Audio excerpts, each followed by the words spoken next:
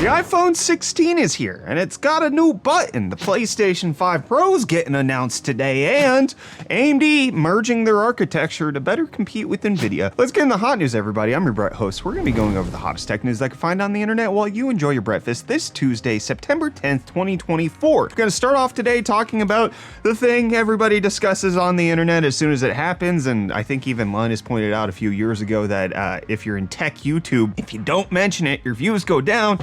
iPhone 16 announcement yesterday. They showed off the various bevy of devices that they have, both on the iPhone lineup as well as with AirPods and the upcoming Apple Watches. But the iPhone 16 is getting a brand new button. It's a camera button that actually is kind of neat. I didn't know anything about this before it happened, but it's actually quite impressive, especially with how it works in the UI. It's not just a button, it's also capacitive so that it could actually react to different slides that you do along the side. It's going to be below the power button, also coming in various different colors. As you can see, I really like the pink. I think they knocked it out of the park here on that, but they also announced the new chips, the A18 and A18 Pro, which will be powering the Apple Intelligence when it releases later this year, because it's not quite ready just yet. The A18 is allegedly 30% faster in gaming than the previous generation because of also thermal designs. They didn't really give a bunch of comparison benchmarks except for the A18 Pro, which is allegedly 15% faster than the A17 Pro and twice as fast in hardware accelerated ray tracing, and it uses 20% less power. So you know that ray tracing is going to look great on your phone. 16 Pro is slightly bigger, coming in 6.3 inches, and then for the Pro Max it comes in a nice 6.9 inches, and then has the titanium optical zoom. Roughly the Pro and the Pro Max are quite close to being the same thing. There's not a lot of improvements when it comes to like recording spatial video or anything like that. They did announce that you can take spatial photos. They did announce their thinnest Apple Watch yet with the Series 10. They didn't improve battery at all. They just decreased the size. However, they're bringing the functionality of being able to detect sleep apnea in case you want to do that. It's also going to come to the Series 9 and the Ultra 2. Not a whole lot happening on the Apple Watch Series 10 side of things. They did say that they're wide-angle OLED pixels. It's their biggest display yet, while also being it's thinner, it's brighter off angle. They say up to 18 hours battery life, which Apple says is all day, but that's the same battery life target that they've had since the Series 1, so nothing's really changed. When they could see that they could shrink size, instead of adding battery capacity and potentially more weight, they took it away, and you can get it in titanium in case you want that. Also, there's no new Apple Watch Ultra. The Ultra 2 just now comes in a matte black titanium in case that interests you. They also refreshed their AirPods Max finally. These things launched at the end of 2020, roughly 4 years since they've gotten any sort of tweak, and now they come in USB-C and new colors, and they still cost $550.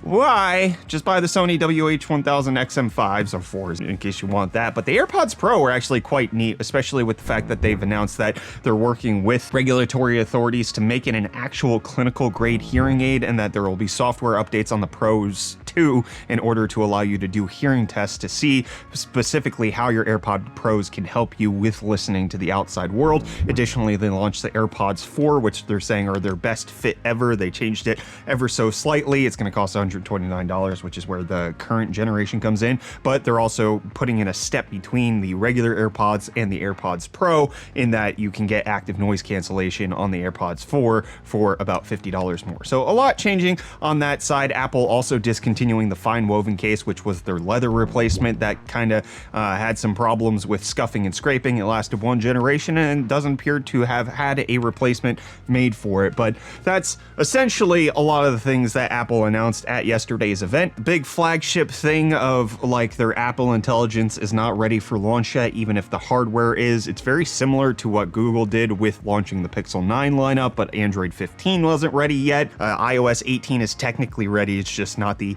AI features that are. And there's a few things that they showed off during the event, like with the new camera control button, you can use it for things like easy access to Google search with images, but they use the machine learning side of things, and that's, you can't use that just yet because it has to use the AI. So overall, it just seems like a step refresh. This was not supposed to be anything revolutionary, even from the leaks. Apple Intelligence is the big thing, and it's not ready for the hardware announcement. They didn't really have a whole lot on the watch side. They also didn't have a whole lot on the AirPod side, not updating the Pros, not really updating the Maxes, and it's just, it was kind of a nothing event. Let me know if you're picking one up. I wanna know, are you picking anything up from the new Apple announcement? I want to hear you down below in the comments. But while you're typing that, I have to say something to you. You need to get that dust off your PC. Yeah, I'm talking to you. I know how to gross your PC, and that's why I'm thankful for today's video sponsor, Silverstone. Because with them, you can keep your PC from becoming a dusty mess again, especially once you clean it off. In addition to great coolers and power supply, Silverstone also has some handy filters to make sure that all of that dust floating around your room doesn't end up trapped in your PC. Silverstone makes these in standard single fan varieties, which range from 80 millimeters all the way up to 180 mils. And in addition, they also have dual and triple fan filters capable of covering dual 120 mils, dual 140, and triple 140 millimeter areas. And most of these are also super easy to install thanks to a simple magnetic attachment. However, some of the larger ones will require a few of the included screws to really make sure that things stay put. But they have three basic filtering levels. You've got the fine, which is their standard filter, which you commonly see used in high quality cases. You also have the ultra fine, with the thinner filter being designed to catch finer particles, which is great for users needing a higher level of filtration. And then the high flow, which is designed for the highest airflow while matching ultrafine filters and filtration ability. It's a little more fragile than the other filters, but if the user can handle them with care, they should just last as long in actual use. So keep your PC from accumulating dust and having it turn into a tumbleweed spraying across your room by picking up the fan filters from Silverstone at the link in the video description. Big thanks to them for sponsoring today's video and making sure that your PC is safe. And you might even be able to slap one of those on this FEVM PC, which is a mini PC that's allegedly getting RTX 4090M graphics card baked in. FEVM's known for making this Mac Studio kinda esque knockoff in terms of mini PCs. It comes with an RTX 4060M, but costs roughly around $1,000. But now the reports are they're gonna have a larger version that's supposed to support that RTX 4090M. There's supposed to be more details coming out on that later this month, but I'm excited to see what it looks like. And I'm also excited for today because it's reported by Sony that there is an official announcement on PlayStation 5 hardware, an architecture discussion by Mark Cerny, the technical presentation happening today at 11 a.m. Eastern time, in case you want to tune in for that. In case you're not familiar with this, Mark Cerny is also the person who did the technical demonstration of the PlayStation 5 when that got announced all the way back in 2020, so it makes sense that he would also be the person who's doing the version for the PS5 Pro. I'm excited to check it out. I want the PS5 Pro. A lot of people are naysaying it. They're saying it's not going to be anything that they want. Good, more for me. I'm buying them. Reece, save me the money so I can afford it. Yo, welcome back to UFD Deals. Bring the hottest tech deals out on the internet. Happy Tuesday, everyone. Hope you guys are having a good day. And hey, look at that. Over here, some deals. Starting off today, we have this Corsair 4000D Airflow mid-tower ATX case. Available in black for only $89.99, making it $15 off. But then next, we have this KTC 24.5-inch 1080p 180Hz gaming monitor, which is currently going for $93.49, making it $16.50 off. And then lastly, we have the Superflower LED X6 Platinum Pro 1000 watt 80 plus platinum fully modular power supply, currently going for only $129.99, making it $90 off. And hey, with that, the deals are done. You can find these and more linked in the video description down below. But until next time, I'm gonna hand you off back to Brett for the rest of your hot news. Cheers. Well, Reece, if you want a deal on motherboards, don't look to the end of this month because the X870s are going to be launching and those are going to be pricier, more expensively. But according to Amazon, they're going to be coming out September 30th. That's when they're releasing, according to the Amazon embargo, showing off that the X870E and X870s, their release timeline will be September 30th, which lines up with previous rumors that we've seen. So in case you're looking to pick up one of those, you'll have to wait till the end of the month, and you'll have to wait for the end of RDNA from AMD in case you want a new generation of graphics cards, because with that interview that we talked about yesterday between Tom's Hardware and AMD's executive, there was a little bit more that they released an additional report on, talking about AMD's plans to unify their architectures between the cloud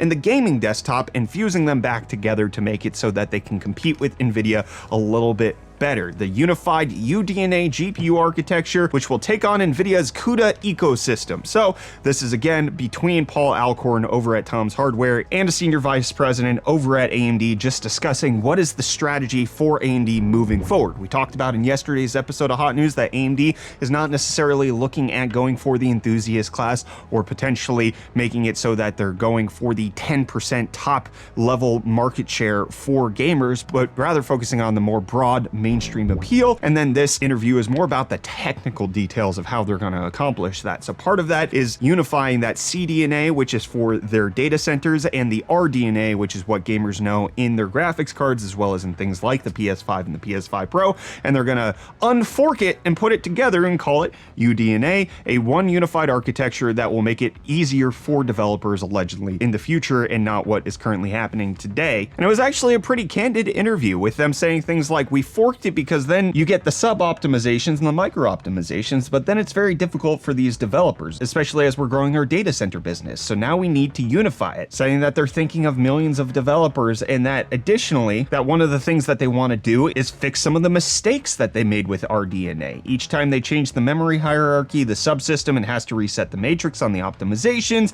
and that they don't want to do that. So going forward, it's not just RDNA 5, RDNA 6, RDNA 7, but UDNA 6 and UDNA 7. So it's going to be unified very much like how NVIDIA has it with Blackwell that's going to be coming out. It's going to be technically the same architecture that you're finding in the servers as what you're going to be getting in your gaming PC, with them specifying that it'll be a cloud to client strategy, looking at that from a developer standpoint, trying to make sure that when they hit that broad market share that they're looking at, it's going to be competitive and it's going to make it so that it's easier for developers to utilize. So this is a lot of big talk coming out from AMD, a lot of change in tune a little bit in terms of what they're going to be focusing on over the next coming years and months as we're getting these new graphics cards launching from them. It seems like RX 8000 might be the end of an era for them, and they're kind of doing a hard reset right after that, so you could expect things to change moving forward with AMD. But it seems to be like they have a good head on their shoulders. They have a strategy that they're looking to execute. I just hope that they do it well, because NVIDIA is